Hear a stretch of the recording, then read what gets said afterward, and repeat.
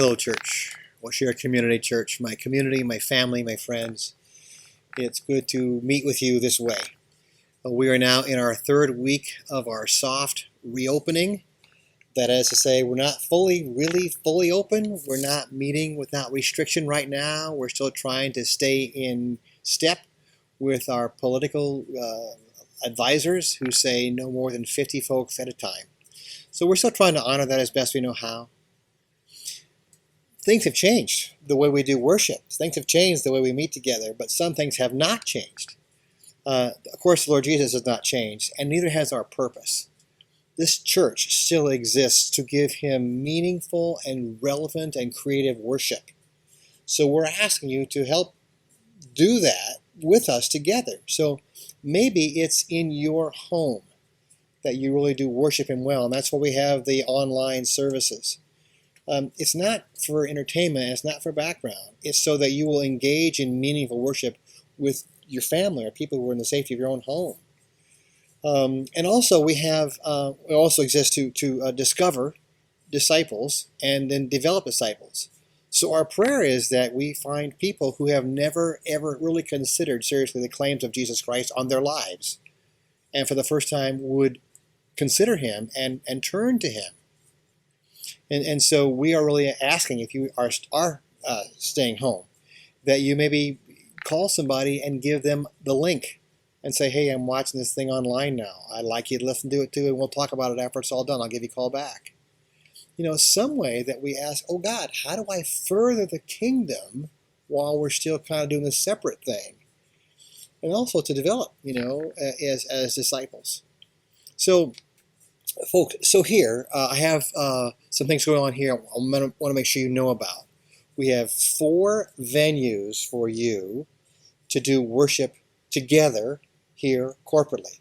We have our online worship, which we don't minimize. We're not saying if you can't do something else, just stay home. We say this is a really important thing. May your worship be rich and sweet at home. If, as you are able, we want to get back to the whole worship experience we had together as a church family, but right now we have 4 opportunities for that to happen. So right now at our 8:30 service in the main level, that we're requesting you come, and would you come please with masks? We're requesting you come with masks, no matter what your job is or as a worshiper. Please come on the 8:30 service wearing the mask.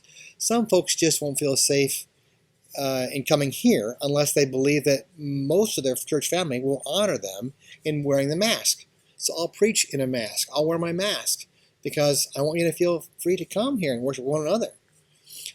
So that's the 8:30 service in the main level.